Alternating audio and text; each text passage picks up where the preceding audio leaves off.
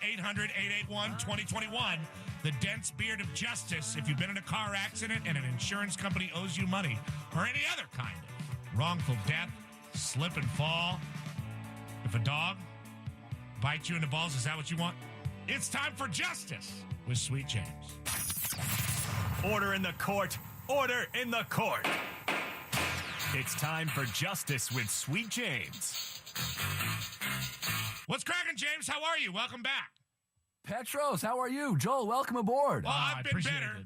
I've been better. You've been better. What are you talking about? No, everything's okay, Sweet James. It was really nice to see you yesterday and all that. Now, Highlight of my week. Now, why? Stop saying that. You know, No, it was fantastic. You have a very exciting life, Sweet James.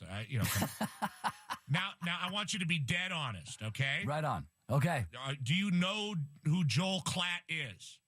I do not know who. All right, okay. See? I just love this honesty. But that's now I'm going to be dead honest with you, Joel. All right. Do you know who Sweet James Bergener is? I've never met him, but I do know that if you get bit in the balls, if you have any legal trouble at all, you call Sweet James. So, okay. Hey, we just got another case like that last month. Poor guy, man. What do you do when a guy gets, what do? You go after the dog? You try to get the dog killed? I mean, I would assume the dog owner, right? Yeah, but when I do that commercial all the time, I say, if a dog bites your balls, and we play the barking dog and the whole thing. What I worry about is if the dog does bite somebody's balls, does that dog get euthanized, Sweet James? Am I killing dogs? Is that what you go after? Do you get the death? Do you get the death penalty for those dogs? Because that would be justice. I don't know. This is where life imitates art. You know, you pitch this out there, and we start getting these cases in. I don't know what happens to the dogs, and what do you mean you don't know? It's always pit bulls. Now I'm going to get the pit bull people to write me letters and the pit bull rescue people. If I had a quarter for every letter I got from the pit bull people. They do. They're very defensive. There's a whole show. There's a show called... I know. What is it called? Animal control decides what happens to the dogs. In the civil arena, I can't punish a defendant. I can't put down a dog. That's all the state. So the animal control decides. So you just get the money for the dog. Yeah, that's right. All right, I understand. For the pain and suffering that I've suffered because of somebody's dog. All right. That's right. Sweet James Bergener is here. We do have some legal topics to discuss. First and foremost, they asked some guy if he was gay at the NFL Combine. Apparently, the Atlanta Falcons asked the guy if he happened to be gay. Eli Apple, right? Yeah, in their interviews. A cornerback. From Ohio State. Right. And good player. I don't know why they asked him if he was gay. I don't know if there was a rumor. I don't know if he was wearing a certain kind of shoes or I don't know. But is that okay to ask somebody if you're interviewing? Was he wearing high heels at the No, not that I know of. No. It's about speed and agility. I don't think that helps. So what's I don't know why they're asking him this question. This is 2006. Does anybody care after Michael Sam anymore? Well, yeah, I think so. I think it's kind of a big deal on an NFL football. Isn't Atlanta? Atlanta's a pretty gay-friendly city, though, isn't it? I don't. And the Real Housewives of Atlanta, it seems that way. But I don't know. I'm not familiar with Atlanta. I don't know the way of the whole city. But overall, Sweet James. Aren't most corners of this country pretty friendly? No, right? No, I don't think so. but I mean, we'd like them to be, though. Sure. Yeah. But tell me, Sweet James, and be honest. Is the NFL in trouble? Is Atlanta in trouble for asking this guy this question? Is somebody going to be reprimanded? They could be. They really could be. There are state laws, state and municipal laws that prevent a potential employer for inquiring on sexual orientation, religion, country of origin. Those sort of things are protected and non-relevant for employment. So yeah, they could be in trouble. The Falcons and NFL could get something here. Now he's projected to be a first-round draft pick, so I don't think his damages are going to be. Yes, he is. Very good player. As so a he's gay not going to guy? have damages. He's going to be the highest drafted gay man of all time. Here's the. Is he gay? I haven't heard that. No, and I don't think it would matter. I don't think it would matter. And here's the question I always have. Especially out there on the corner, you know. not in the trenches.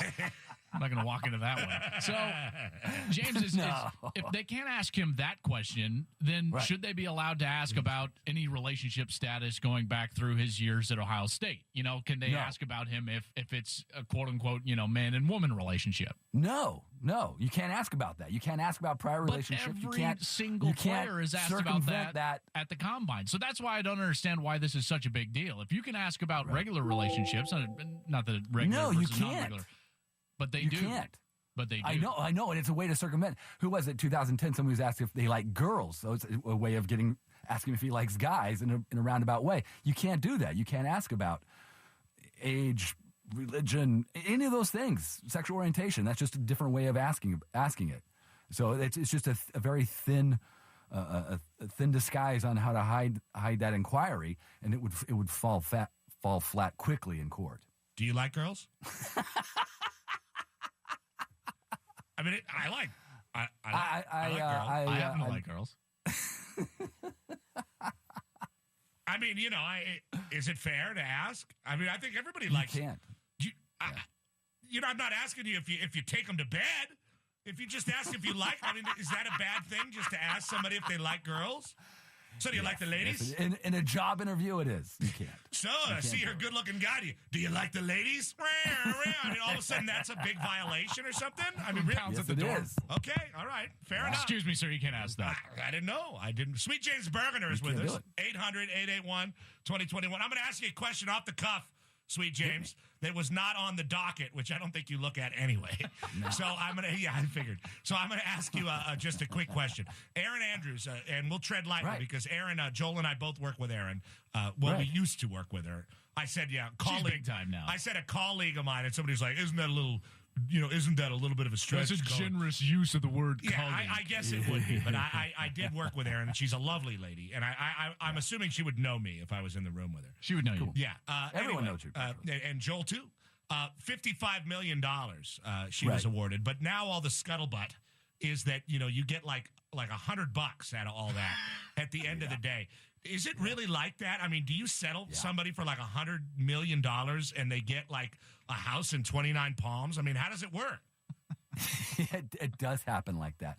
When there's a massive verdict like that, there's always an appeal, and that appeal triggers settlement process. So I've had massive verdicts, and it goes to appeal. But couldn't they have settled it before it even went to court in the first place? Absolutely, they could have, and they should have. I don't know why they didn't settle. To drag her through that trial, it's despicable. It's terrible. Yeah, they could have settled that thing early. So here's my question. Obviously, I think it was like 49% on the individual actually recorded the tape, and then 51% on Marriott or whatever. Here's the guy's never going to pay, right? No, she's not going to see a dime from that guy. Okay, but Marriott, they've got big money, so they're on the hook for 49%. How does this go from there? So they're going to file their appeal, and in the process, there'll be settlement negotiations. They're like, we're not going to pay $28 million. We'll give you $5 million. And Andrews' team will say no, and they'll negotiate, and they'll push it. It depends on the strength of the hearing, the trial judge, the facts that were presented. There's a lot of factors that are going to go into this thing. End of the day, Marriott's going to pay something, and they should. But you read about these outrageous verdicts, and they never pan out as the tabloids scream. They just never do. Well, there you go. $55 million turns into what? A night out at the Benihana's. There she goes. The great Sweet James Bergener, our dear friend, Joel Klatt and Sweet James. Who knew? 800-881-2021. Thank you, Sweet James. Thanks, bud. Sorry I didn't ask you about your cars or your jets. That's all right, Steve. I love you, Sweet James. Love you, man. Talk to you soon. Good See you, to Joel. see you.